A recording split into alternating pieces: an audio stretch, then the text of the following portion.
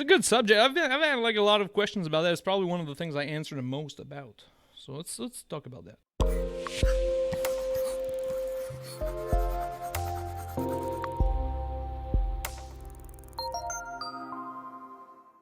That's right. We're using multi-camera today. Big upgrade.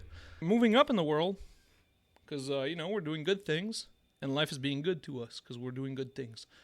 So we have the double camera going, and we're going to talk about airbrush cleaning. That's probably one of the things I get asked about the most. And so I'm going to give you a little couple of pointers here. All right, I'm going to show you 2 different ways to clean your airbrush. And let's start with a couple of like do's and don'ts about the airbrush. First, and that is the most important thing, all right?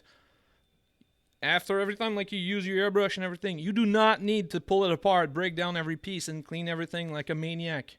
This is not good, okay? If you think you're being thorough or you're being smart, you're not. This is not how it works, okay?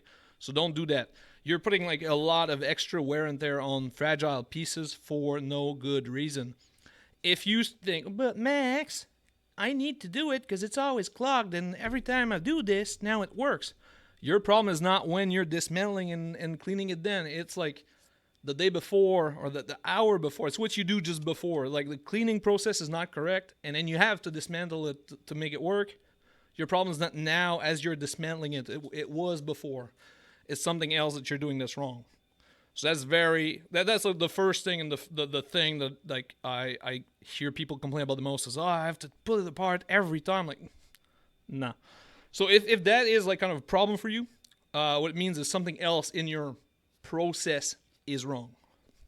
And then second thing is try out a couple of methods. Try them out like 2 or 3 times, and when you find a way that works, stop listening to anybody else. And this is kind of like the most important thing.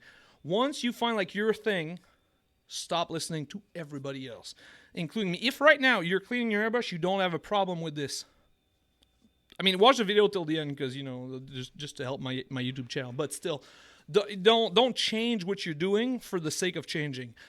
Everybody finds like a way that works for them, because changing like the way you clean your airbrush also depends on how you use it.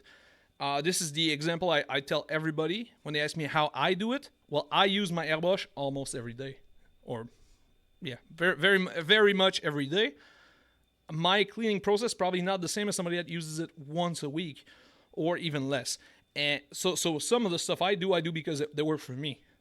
So every time I try to teach people, I try to teach them a couple of different ways, and then go, play with this, try them out, and see if you like it. That's kind of like the ground rules and the tips. So second thing is, again, you can see my airbrush are always like kind of a, they go to war with me. They're my little toys, and they go to war. But as thrashed as this all looks, the inside is like here, inside the cup, squeaky clean. So all of this jazz here, because I'm messy, doesn't really matter. In there, squeaky clean.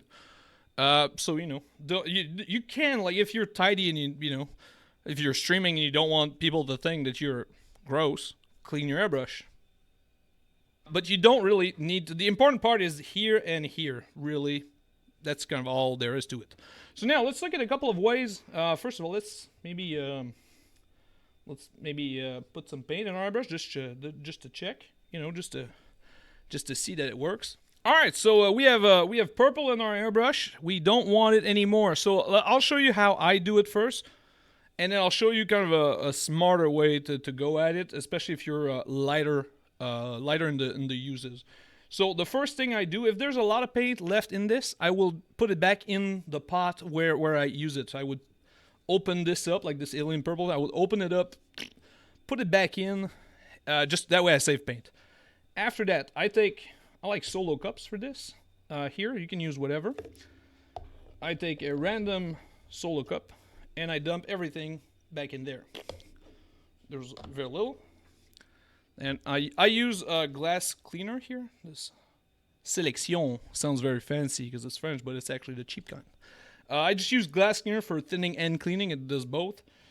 So I'll just kind of fill it up, and the reason I like this glass cleaner is because it's cheap. So I don't mind, I just spray this everywhere, like I don't care. Isn't that like a rap song? Spray it everywhere like you just don't care.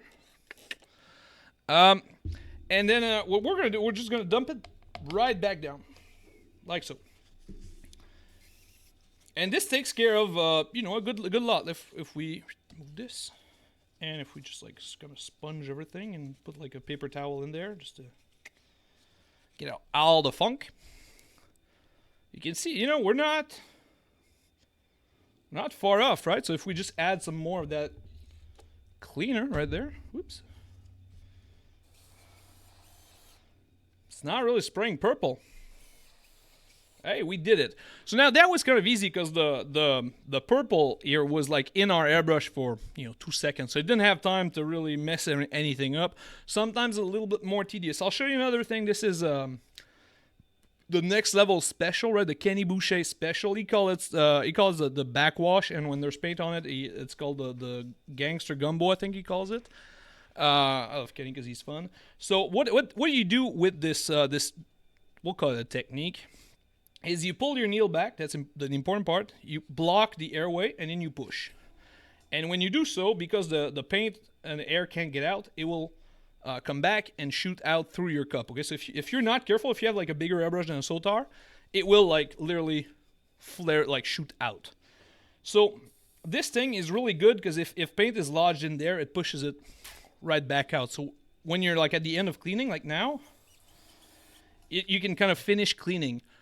The problem with this thing, and listen real good, because there's two big drawbacks to this technique, and I feel like a lot of people, they kind of skip over that, and then they do it and then ask questions later.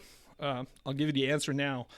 The first one is you have to be very careful with your needle, okay? Because if I put something here, it's pressing on the tip of my needle. That's not something you usually want, okay? So you have to pull, and you have to keep pulling, okay? You don't want to push, and you don't want to do this with your finger either, because putting your needle in your finger is like really, really bad. Not that it hurts necessarily, but it's putting stuff in your body that you really don't want there. So first of all, careful about the needle for your needle and to your fingers. And then the second thing is, if your paint is like kind of clogged in there, like it's thick and it's really not coming out, what you're doing with this is you're pushing it even deeper into your nozzle, right? So I'm pushing it, but it's not coming out. And it's too thick. So all it does is it blocks your needle. So if you're like unfamiliar with like thinning paint in general, this is probably the worst technique that you can do. Because then you're gonna have to dismantle your fucking thing and then scrape your nozzle. So it's kind of it's not like, you know, dangerous or anything, but you have to kind of think it through. If your airbrush is like clogged and not working, don't systematically go to like the backwash thing. Okay, this is, you break, like that technique has probably broken more airbrushes than it has saved them. So that's a good way to kind of dislodge, especially when you have like all thinner in there. It's pretty safe. Just be careful with your needle again, and you could also just like pull it back, and then just do the same thing with the needle completely pulled back, right? Like it's nowhere near. Let me show you the second thing. I did that for a long time, and if you're doing like just one mol at a time, or like very small quantities of airbrushing, it is the best. If you're doing larger, I've had kind of like problems with the larger bag. Like not really a problem, but it doesn't work that well. So again, let's go with the purple. I love me some purple. And then we're gonna spray with this. Oh, look at that pretty purple. Gosh damn it, my airbrush is dirty again. Whatever shall I do? Let's see here the cleaning solution. So I would dump this back in because there's a lot right in there right now because I'm wasteful.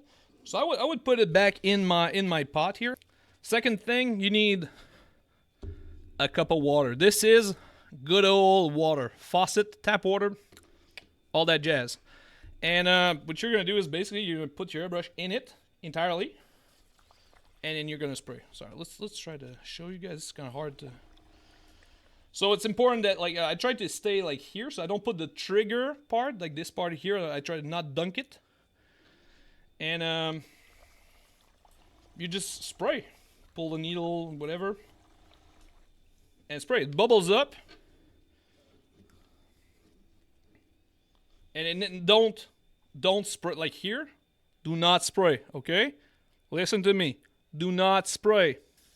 It's terrible. It does this, but like way worse. Okay? So this technique is actually pretty good because it really rinses out like kind of everything. And now we're pretty good to go here. I think at this stage here. How's that inside? So this is the I know this is the preferred technique of Angel Giraldes. I'm butchering his name. I apologize. He's a nice guy with a sorry. This is a very interesting technique, especially if you're using like really thin down paint. And lower quantity, because as soon as you start doing like armies and like a lot of colors in a row, that water gets like dirty really fast, and then you're just like spraying like dirty water through your airbrush, and that's kind of that's kind of like not great. But again, so just to kind of recap, first of all, be careful about the little backwash thingy, especially if there's a lot of paint in it. Second thing, once you find like a method that works for you, never change. If there's no problem and it works, don't change. Don't listen to schmucks on the internet, okay? And third thing, don't dismantle and disassemble your airbrush every single time. This is the worst thing you can do. And third thing, be very careful about the little backwash technique. It's got a lot of pros, but it's also got a couple of cons. All right. Thank you.